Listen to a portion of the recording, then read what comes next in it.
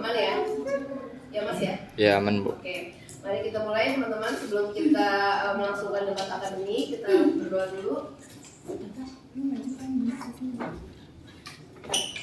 Oke, selesai. Adapun tujuan pembelajaran ini adalah untuk kita sama-sama mengetahui apa sih yang terbaik dari fenomena yang terjadi di sekitar kita. Khususnya program MBG kita tahu akan lebih gratis adalah program strategis nasional, di mana itu banyak sekali pro dan kontra. Di balik tujuannya yang bagus, di balik pelaksanaannya yang masih menimbulkan perbaikan-perbaikan, ada baik kita sebagai akademisi juga bisa memberi ikut kontribusi setidaknya masukan. Begitu. Adapun tema debat hari ini kita program MBG apakah kebijakan yang efektif untuk publik. Kemudian yang kedua ada aturan debat. Aturan debat kita sudah sepakati, kita ada 6 topik. Jadi pro dan kontra itu masing-masing menyampaikan 10 menit dari setiap topik. Jadi topik pertama itu tentang anggaran. 10 menit itu disampaikan dibagi menjadi 2. Artinya katakanlah pro menyampaikan 2 menit, kemudian kontra menyampaikan misalnya 3 menit, maka masih ada sisa waktu 5 menit untuk pro menanggapi. Begitupun masih ada sisa waktu lagi kontra untuk menanggapi. Jadi artinya pro dan kontra masih ada waktu untuk menanggapi dari di luar waktu yang disampaikan. Total durasi 10 menit dari setiap topik, 6 yang kita sepakati. Kemudian waktu berdebat karena 6 topik, jadi kita ada 10 masing-masing 60 menit. Kemudian adapun aturan penilaiannya, itu yang pertama penguasaan materi, yang kedua teknik argumen, yang ketiga itu pendalaman data, jurnal atau referensi, dan yang keempat rangkuman. Itu saja. Oke, kalau gitu tema yang pertama kita mulai dari ekonomi mikro ya, atau dari? Oke, kita mulai dari ekonomi mikro. Di sini ekonomi mikro kita tahu. Pro silakan menyampaikan dulu. Ini ekonomi mikro merupakan sumbangan dari kelompok pro. Silakan. Assalamualaikum warahmatullahi wabarakatuh.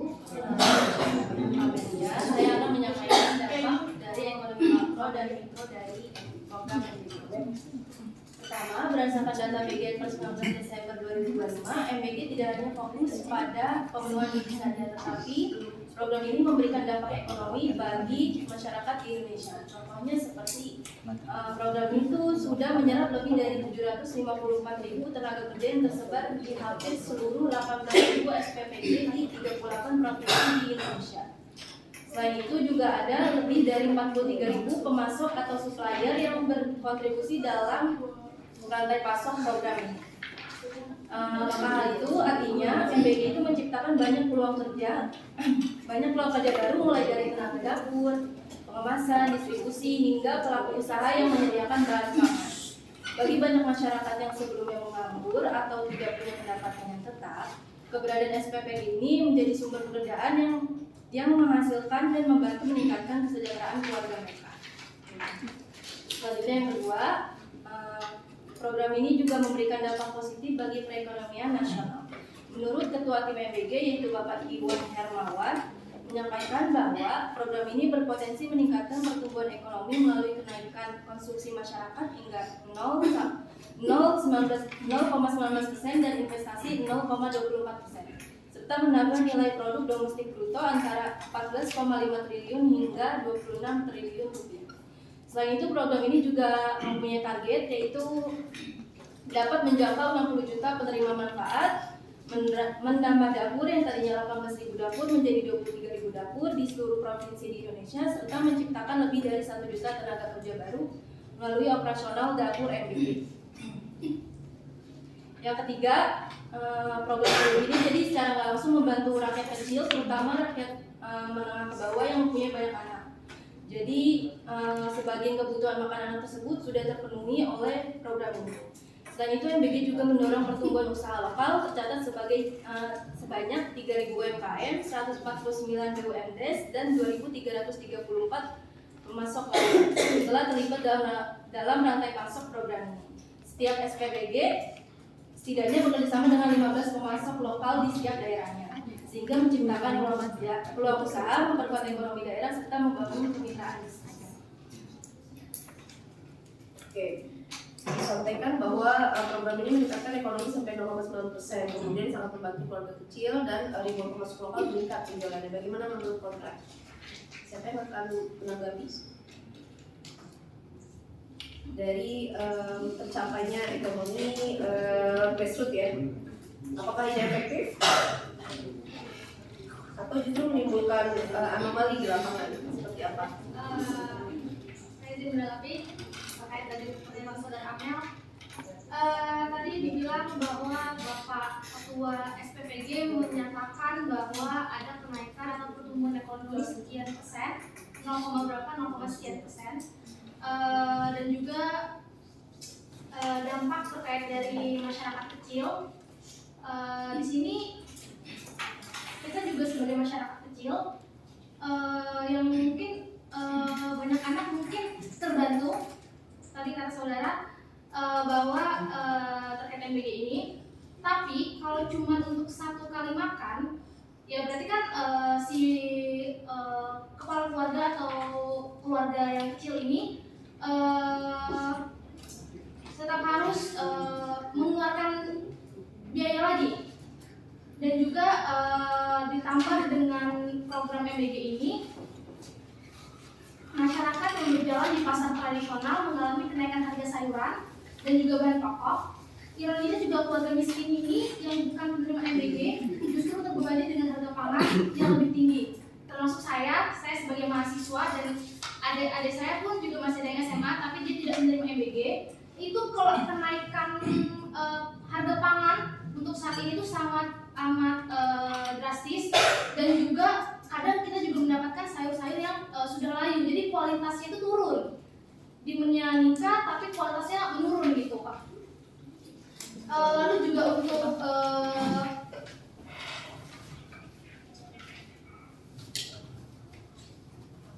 pertanian butuh berbulan-bulan untuk memproduksi, sementara MBG juga butuh jutaan porsi. Di sini pasti para petani akan meningkatkan volume permintaan, tapi mengurangi kualitas yang tadi saya bilang. Dan juga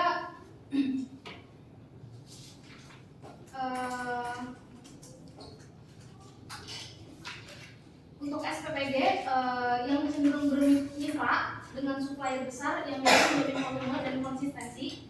Untuk petani kecil justru tersisihkan dari rantai pasok MBG, sementara tetap menanggung potensi harga input yang naik.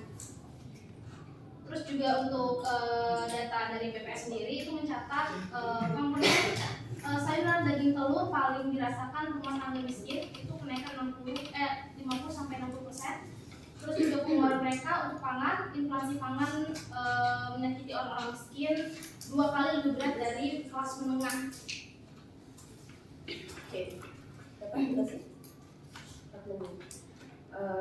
Waktu pas 10 menit. Oke, boleh 1 menit untuk menanggapi. Kamel, ada tanggapan atau tim pro terkait dengan yang disampaikan bahwa demand tinggi karena supply kurang sehingga kualitas menurun. Oke, izin menanggapi pendapat dari Clarissa. Jadi kalau misalnya yang saudara Clarissa sampaikan itu sangat berkaitan dengan masuk barang dan jasa ya. Karena kan memang yang dia Clarissa bahas itu tentang banyaknya permintaan membuat sedikitnya stok yang ada di pasar itu. Tapi teman-teman gini, karena dari SPPG itu menyerap banyaknya orang ya, jadi itu bikin misalnya di dalam satu kelurahan itu ada 1 SPPG, seenggaknya dalam 1 SPPG itu menyerap sekitar 50% tenaga kerja di sekitar daerah situ. Itu ada datanya, kalau nggak salah dari website BGN, teman-teman boleh cari. Itu mereka memang sudah ada diatur dalam workbook mereka kalau memang dalam SPPG itu harus menyerap tenaga kerja yang ada di sekitaran dapur itu. Jadi mereka mengambil rakyat-rakyat yang miskin untuk dikerjakan. Banyak juga yang diwawancarai dan mereka merasa bersyukur karena awalnya mereka sudah lama menganggur bertahun-tahun, akhirnya bisa bekerja di SPPG ini menjadi relawan. Jadi dalam jadi mereka ini merasa tingkat pembelian mereka maksudnya kemampuan mereka untuk membeli itu naik ya, karena kan awalnya yang rakyat yang tidak kerjanya itu banyak, jadi mulai berkurang karena adanya SPP ini. Lalu untuk terkait tani dan perikanan, biasanya itu harus ditaruhi regulasi dan ditangani oleh Kementerian Pertanian yang bisa mengatur bagaimana caranya distribusi dari petani-petani kecil atau dari rakyat-rakyat kecil yang terbelakang bisa didistribusi ke orang-orang SPPG. Jadi memang harus ada kerjasama dari antara Kementerian Perikanan atau Kementerian dari Pertanian untuk membantu menjembatani antara SPPG dan petani-petani kecil itu menurut kami. Masih ada waktu, kita sih. Oke, 1 menit lagi untuk menanggapi, boleh kontra. Baik, saya bisa menanggapi terkait dari SPPG dan SPPG ini. Ini saya pernah nanya sama Nai. Dia juga ada dapur SPPG itu bapaknya. Di situ banyak bukan warga-warga situ yang mendapatkan, tapi keluarga-keluarganya. Jadi titipan datangnya. Nah, kalau titipan ini kan banyak ya pasti, dan nggak semua pasti akan dapat gitu untuk menjadi karyawan dari dapur SPPG ini. Sedangkan kalau misalkan kita gajinya tuh mungkin 5 juta ya, mungkin taruhlah di 5 juta, harga pangan sekarang juga meningkat. Terus orang-orang itu kan yang dapat gaji itu juga orang-orang mereka juga, orang-orang tuan mereka juga. Terus dari mana masyarakat atau rakyat biasa ini bisa masuk dari dapur MBG, sedangkan mereka dapatnya itu dari orang dalam. Dan banyak sekarang juga dapurnya itu banyak tutup karena itu tadi banyak titipan. Oke, waktu habis. Masuk ke topik kedua. Ada yang mau tulensi dari masing-masing kelompok? Tadi topiknya di akhir ya, komentarnya. Oke, bagus. Kemudian masuk ke tadi kan dari pro, ekonomi mikro. Sekarang dari isu profil lapangan atau mau dari isu keracunan dan stunting yang mau dibahas dari kontra. Isu keracunan silahkan disampaikan.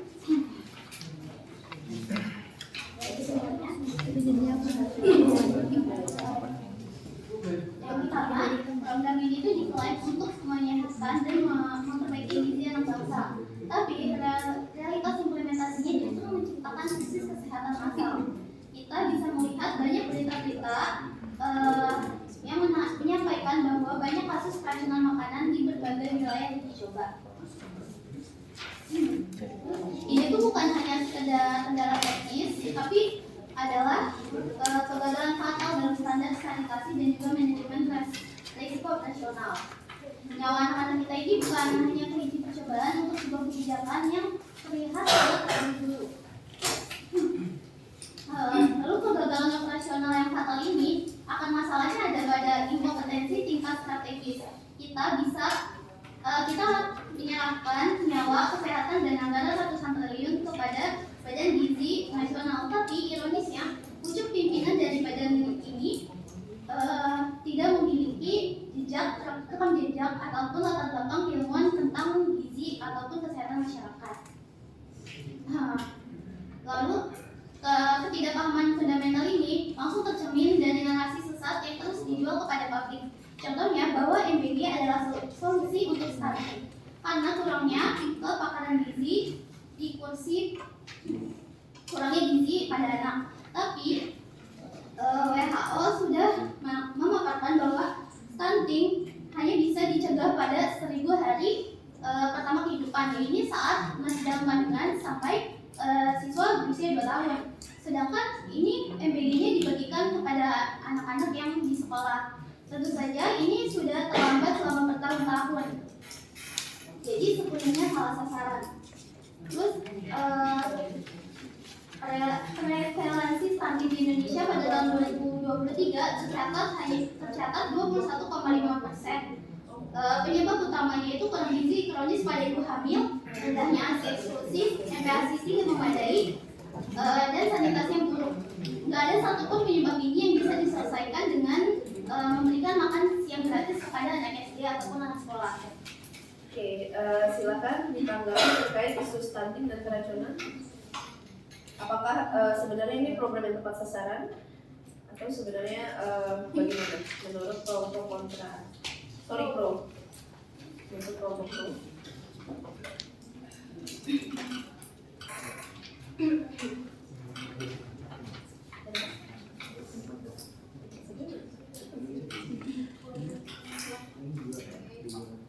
Menurut saya memang banyak faktor yang memicu keracunan pangan, umumnya berkaitan dengan penerapan prinsip hygiene dan sanitas di unit SPPG. Ahli mikrobiologi FKKMK UGM dari Raden Rudang Tanita Rizky menjelaskan bahwa pilar penting dalam hygiene adalah mencuci tangan pada air mengalir, lalu adanya audit sanitasi, terus hygiene secara berkala dan pemantauan terkait kebersihan dapur, bahan makanan, alat makan dan barang kerjanya. Jadi bisa kita ambil dari contoh kasus keracunan makanan yang terjadi pada 127 siswa di Kabupaten Sleman dan 427 siswa di Kabupaten Lebong akibat konsumsi menu MBG, menarik perhatian berbagai pihak termasuk akademisi UGM, Kepala Pusat Studi Pangan dan Gizi, menyatakan adanya 3 jenis bakteri ditemukan pada muntahan siswa dan sampel korban. Menurut Sri Raharjo, hal ini bisa terjadi karena kegagalan sistematik dan proses penyiapan, pengelolaan maupun distribusi makanan. Ia juga mengatakan tantangan terbesarnya dalam menjaga standar higienitas makanan pada program MBG. Salah satunya adalah lemahnya pengawasan terhadap waktu konsumsi makanan. Makanan yang sudah dimasak seharusnya tidak disimpan lebih dari 4 jam agar tidak memicu pertumbuhan bakteri.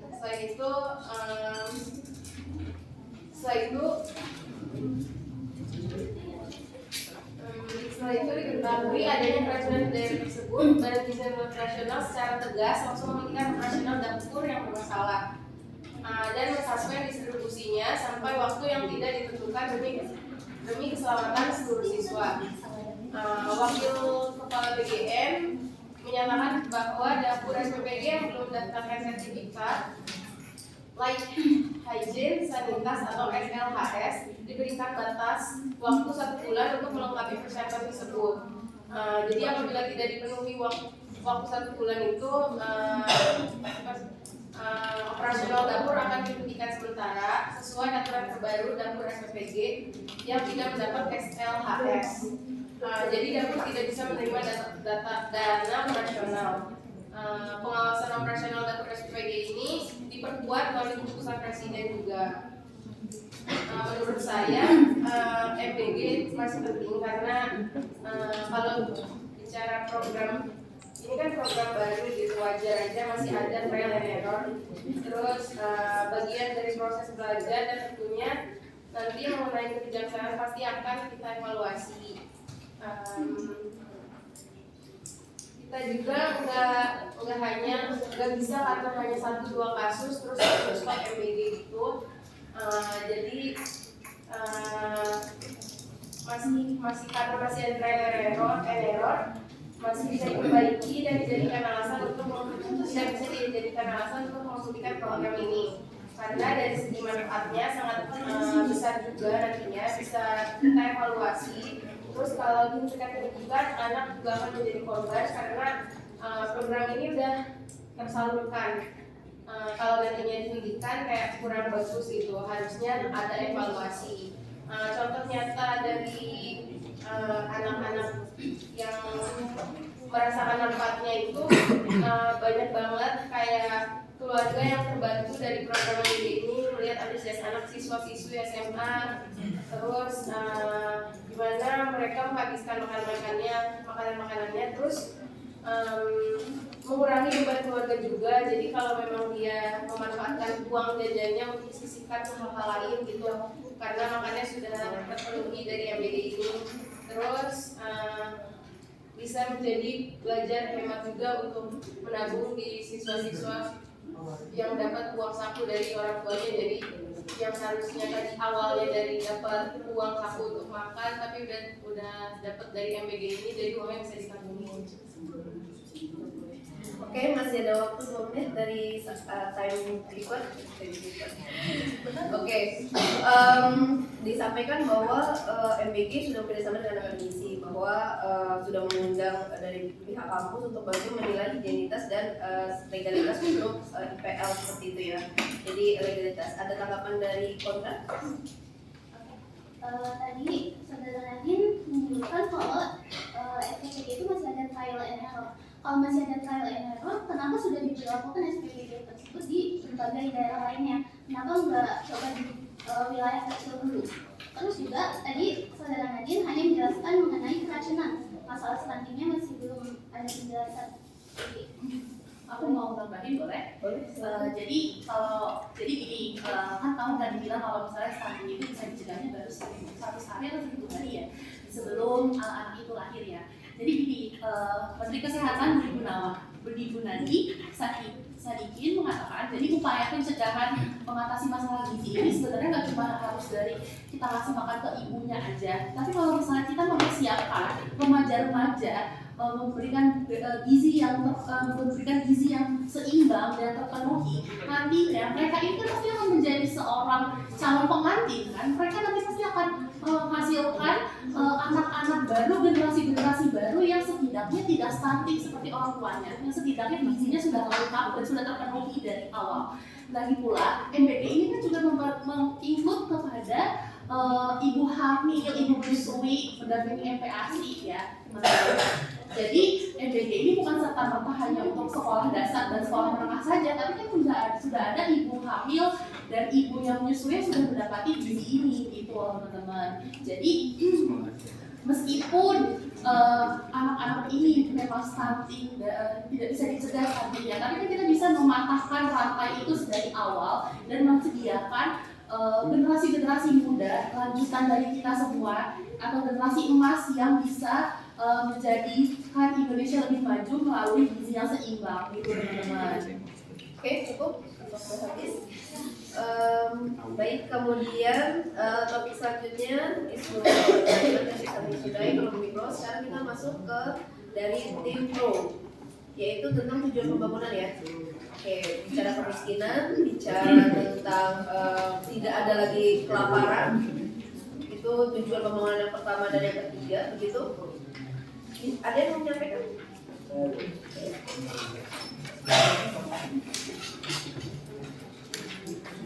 Terkait tujuan pembangunan yaitu untuk mengurangi stunting dan gizi buruk. Karena gizi buruk dalam stunting masih menjadi hambatan serius di Indonesia. Terus survei status gizi di Indonesia 2022, angka prevalence stunting di Indonesia berada di angka 21,6%. Meskipun sudah mengalami penurunan dari angka sebelumnya, namun ini adalah sebuah angka yang besar. Pemerintah memiliki target untuk menurunkan angka stunting dari 14% per tahun 2024. Selain stunting, gizi buruk menjadi tantangan besar yang dapat mempengaruhi kualitas SDM. Tetapi karena gizi yang buruk di masa pertumbuhan akan berdampak signifikan terhadap perkembangan kognitif, fisik, dan kemampuan kerja seseorang, yang pada akhirnya mempengaruhi produktivitas di masa belajar depan. Data Kementerian Kesehatan menyebutkan 3,8% anak balita di Indonesia mengalami gizi buruk. Pemerintah Prabowo Subianto melihat urgensi dari permasalahan stunting dan gizi buruk telah menyusun langkah-langkah strategi untuk memastikan keberhasilan program ini, yaitu memberikan makan gizi di sekolah-sekolah dari tingkat dasar ke tingkat menengah guna memutuskan rantai stunting dan gizi buruk. Program MBG adalah wujud nyata komitmen Prabowo dalam menyiapkan generasi penerus bangsa yang sehat dan selamat melalui pendekatan implementasi yang sistematis dan terukur. Program ini akan menjadi motor penggerak dalam mewujudkan visi SDM unggul dan Indonesia yang lebih maju di masa depan. Program MBG tidak hanya memperhatikan penurunan gizi, tapi juga aspek lingkungan di Jakarta bisa makanan dan sampah organik dari dalam MBG dikelola oleh DLH, yaitu Dinas Lingkungan Hidup. Sistem pengolahan menjadi pakan pemangkut dan pupuk kompos. Selain itu, BGN juga mewajibkan penilaian, pencatatan serta pengolahan air limbah sehingga program MBG tidak berarti pada pemberian makanan, tetapi juga memberikan prinsip kepatuhan lingkungan. Prabowo Subianto dalam sambutan di penyerahan DIPA 2022 program makan bergizi gratis menjadi strategi lantaran dapat memberdaya ekonomi di tingkat desa hingga provinsi karena melalui uang makan untuk tiap anak beredarnya 8 miliar per desa dalam per tahun. Tujuan kita akan perputaran uang itu akan bekerja ke pusat di Jakarta, kita akan balik uang sekarang akan ke desa-desa ke daerah-daerah. Pengalihan uang dari kota ke desa-desa seperti itu. Kemudian berkurangnya tingkat kelaparan di tingkat daerah begitu ya. Oke, itu argumen dari pro dari UAL ya. Bagaimana kontra menanggapi terkait hal ini? Apakah program ini sesuai dengan tujuannya?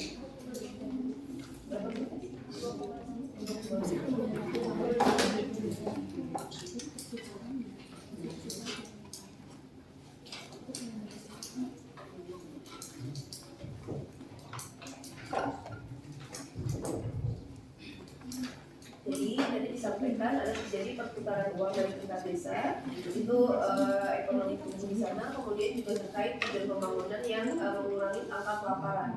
Seperti itu tadi disampaikan oleh tim pro. Ada tanggapan? Konten terkait dua argumen itu, apakah MBG sudah sesuai sasaran dan tujuannya adalah seperti itu?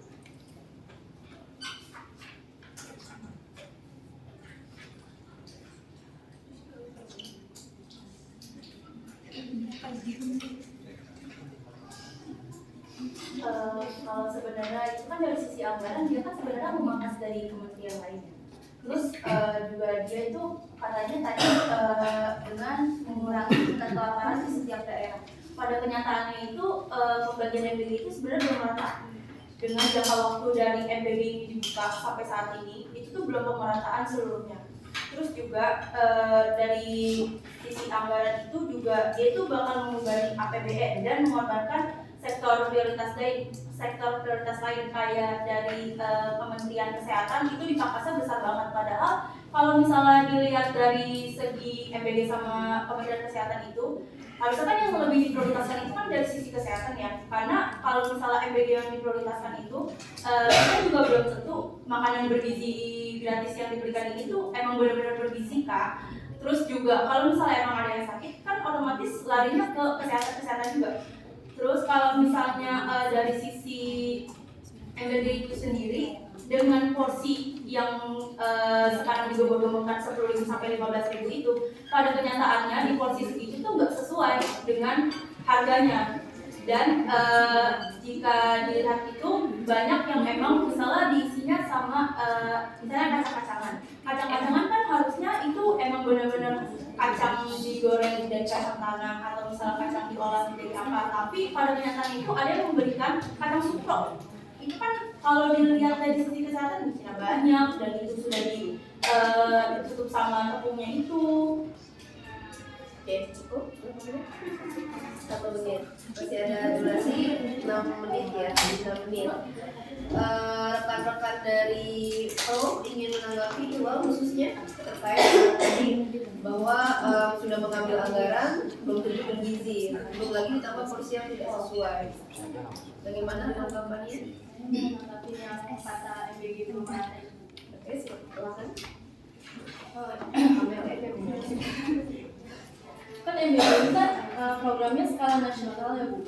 Jadi semua itu dilakukannya secara bertahap, makanya MBG itu tadi punya target yaitu mau mencapai 60 juta penerima manfaat. Jadi dalam waktu yang singkat dia tuh nggak bisa langsung sekaligus mencakup seluruh Indonesia, jadi itu harus perlu tahapan dulu gitu.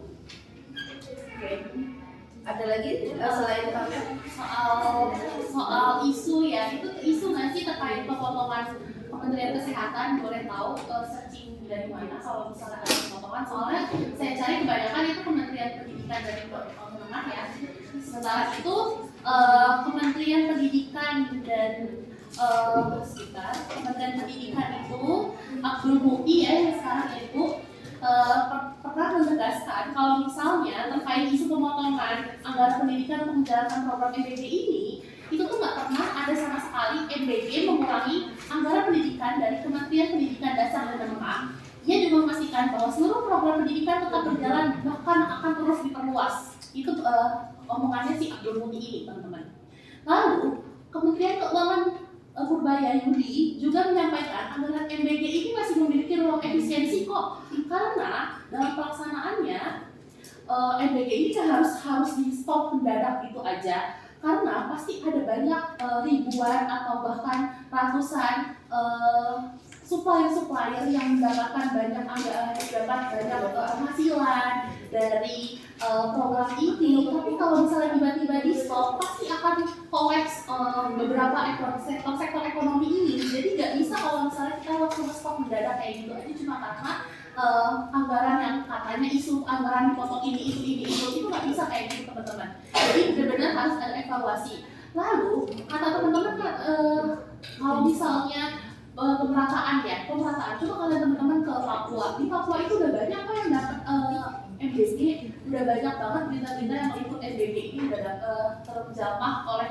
masyarakat, bahkan keluarga miskin sudah banyak terbantu karena ibu hamilnya diberikan makanan ini gitu loh, dijamin. Dan dia tuh dari puskesmas bekerja sama dengan SPPG memenuhi kebutuhan para ibu hamil yang ada di daerah-daerah timur, Indonesia Timur. Itu tuh benar-benar mereka benar-benar merasa terbantu banget dengan adanya MBG ini, teman-teman. Jadi kayak gak bisa cuma karena isu-isu kesehatan yang katanya dipotong ini itu gitu, teman-teman. Oke, sukses sekali. Ada berapa menit?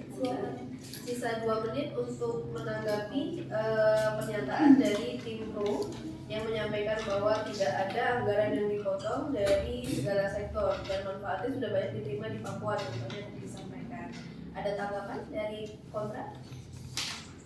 Apa cukup? Kalau dari langsung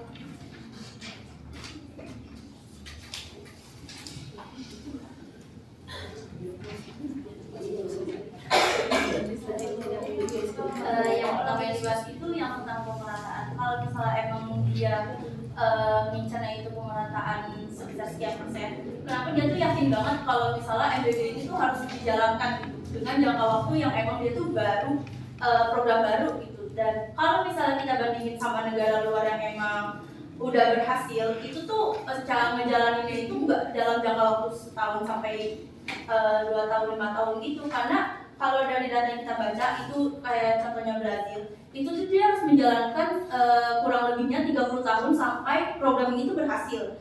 Dan balik lagi ke tadi yang trial dan error, kalau misalnya emang dia itu yakin dalam jangka waktu segini tuh, kalau menurut tim kami tuh masih kurang. Dan balik lagi ke data, kalau misalnya dari tadi yang tentang menargetkan kita juga tadi sebenarnya nggak bilang untuk stop program MBG ini sendiri. Dan untuk kata-kata yang pemamasan tadi ini ada dari data APBN. Kalau anggaran MBG pada tahun 2025 ini ditetapkan 71 triliun dan untuk tahun 2026 ini pemerintah menargetkan kenaikan menjadi 171 triliun atau setara hampir 3 kali anggaran Kementerian Kesehatan pada tahun 2024 sebesar 65,7 triliun dan lebih besar dari total anggaran pendidikan dasar dan menengah itu sendiri. Oke, sudah cukup? Habis.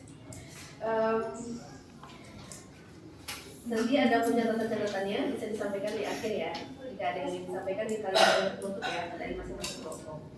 Oke, kemudian tadi bicara anggaran sudah masuk ke topik beberapa anggaran. Kemudian dari tim kontra tadi sudah menyampaikan ya. Dari tim pro tadi sudah menyampaikan. Sekarang kita masuk ke tim kontra terkait suatu lapangan ya. Mau dibahas? Siapa yang akan mulai? Maria atau Raihan? Tinggal Raihan dan Maria. Kalau di lapangan apa yang diangkat maksudnya?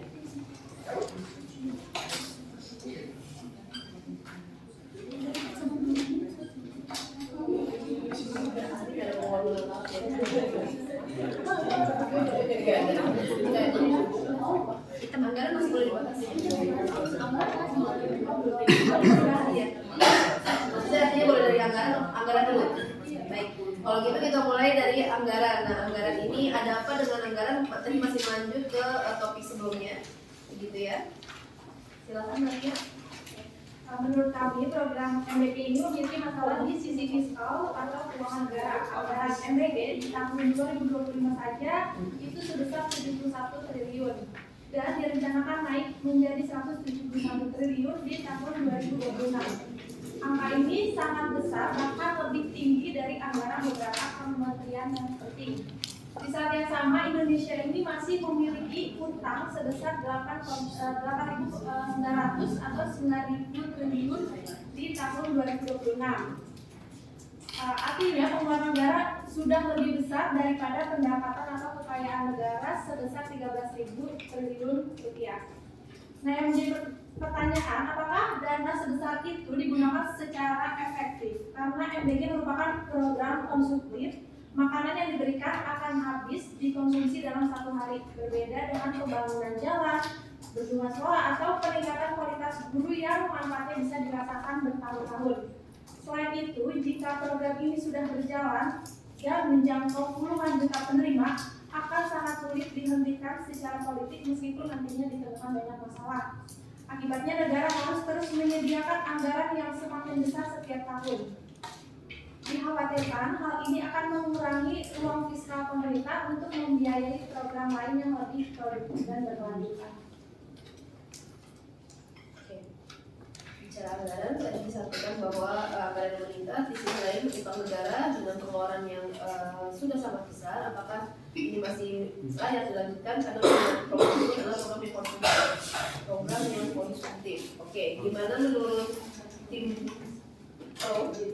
Lalu belum menanggapi? Izin menanggapi untuk anggaran 2006 ini untuk tahun ini itu 335 triliun yang selama ini diketahui publik berasal dari dana bagian anggaran bendahara umum negara yang dikeluarkan dari kebijakan presiden untuk dana cadangan sebesar 67 triliun dan sebanyak 93% dari total alokasi APBN sebesar 268 triliun yang dikelola PGN dialokasikan sepenuhnya untuk program PBG ini. Mantan Ketua BGN juga menjelaskan bahwa anggaran tersebut disebar untuk mendukung operasional SPPG di seluruh Indonesia. Dari 70% sebanyak 249 triliun ini digunakan untuk membeli bahan baku, sehingga harapannya ini uangnya itu mengalir sampai ke UMKM dan menguntungkan para petani, peternak, dan nelayan. Dan sebanyak 20% ini digunakan untuk operasional pendukung seperti biaya listrik, kendaraan, dan terutama gaji relawan yang menjadi harapan agar menaikkan taraf hidup masyarakat sekitar dan menaikkan daya beli masyarakat.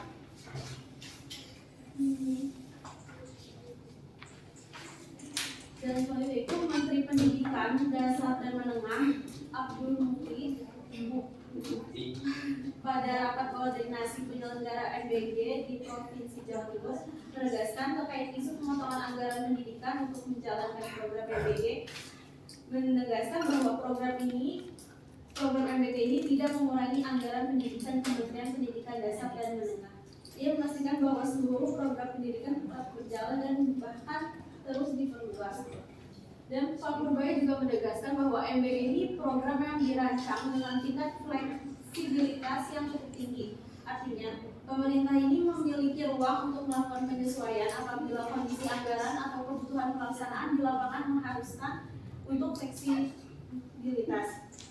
Nah, fleksibilitas ini dinilai penting agar program dapat berjalan tetap efektif tanpa mengurangi kemampuan pemerintah menjaga kesehatan fiskal.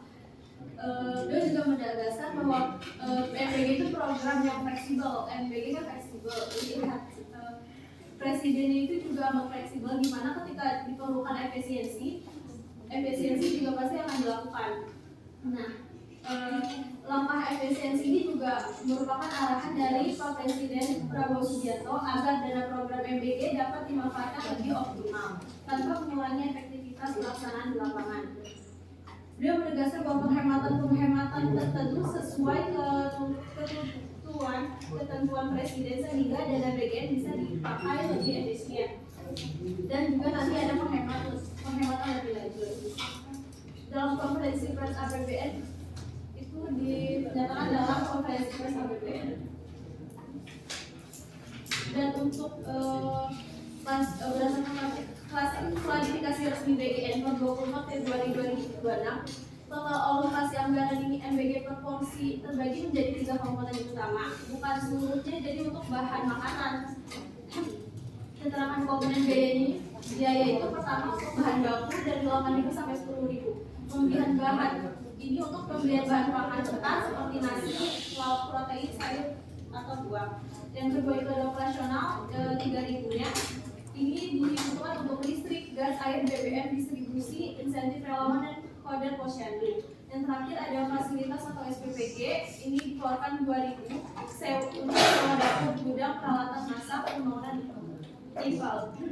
Jadi untuk dipahami, jadi angka 15.000 ini bukan untuk sepenuhnya untuk makanan, tapi yang tadi sudah yang 5.000 itu dari bentuk operasional dan fasilitas. Jadi yang untuk bahan bakunya sendiri itu cuma 10.000.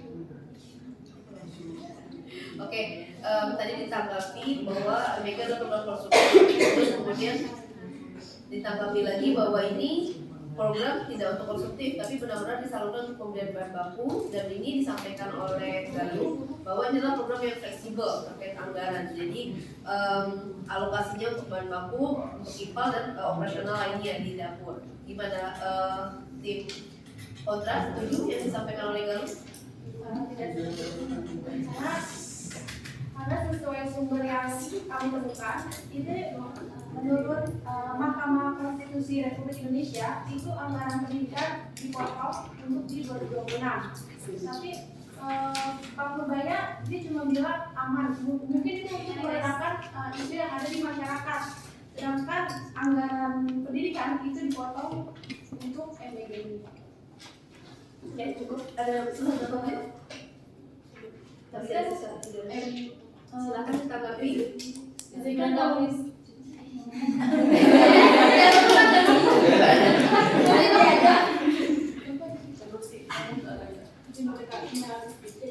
MBG ini kan dikategorikan itu dalam fungsi pendidikan ya, karena kan secara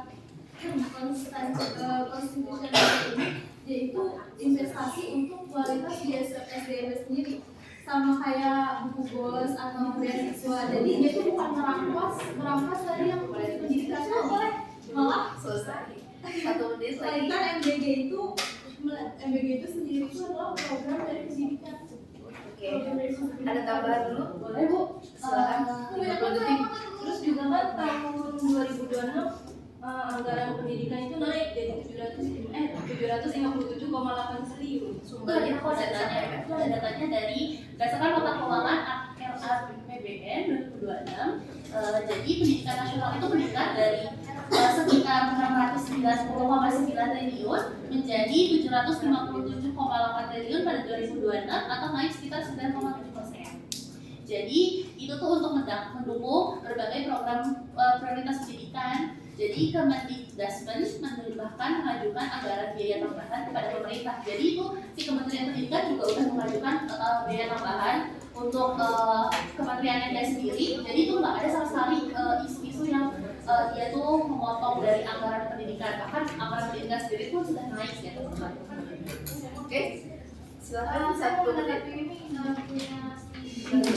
Tadi terkait SDM dan program pendidikan. Kalau misalkan SDM dan program pendidikan sendiri, kenapa harus MBG? Kenapa tidak bikin program pelatihan untuk mahasiswa SMA yang langsung siap kerja ataupun dia siap kuliah untuk mereka tahu minat dan bakat mereka, ataupun SMP mereka les kah atau apa? Kenapa harus MBG? Kalau untuk ibu hamil mungkin ibu hamil sampai anak kelas 12 SD mungkin masih mendapatkan gizi SD.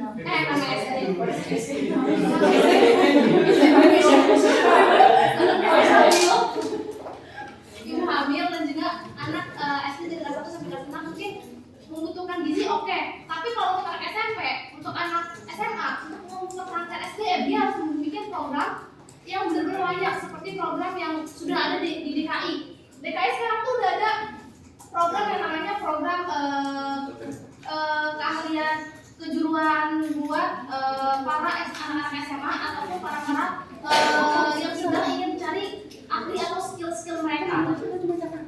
Kenapa harus MBG? Itu 20 detik. Oh habis. Oke, waktu habis. Tepuk tangan dulu untuk tim Border Kota.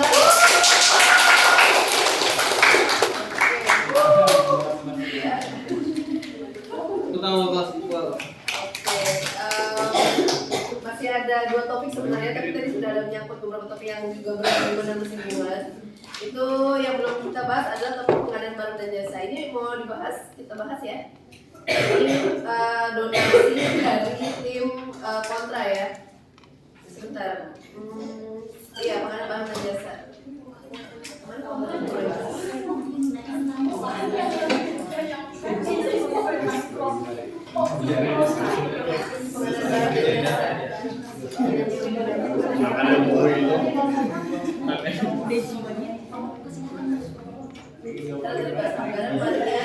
Pro ya, pro ada yang pengadaan barang dan jasa.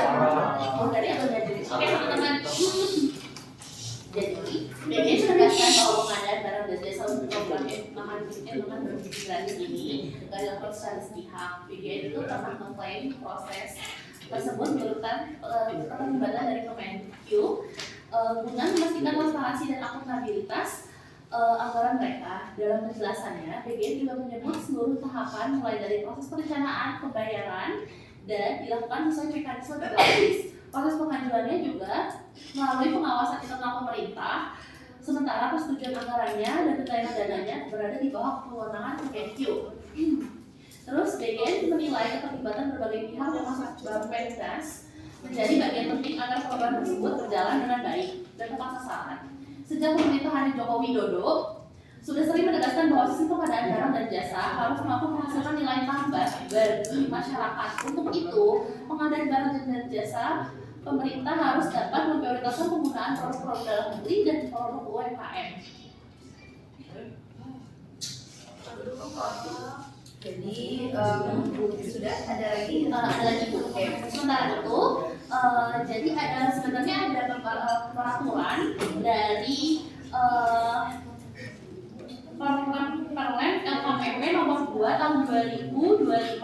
Jadi mengatur pedoman pengadaan barang dan jasa melalui penunjukan langsung untuk program prioritas pemerintah, bantuan pemerintah dan bantuan presiden berdasarkan arahan presiden.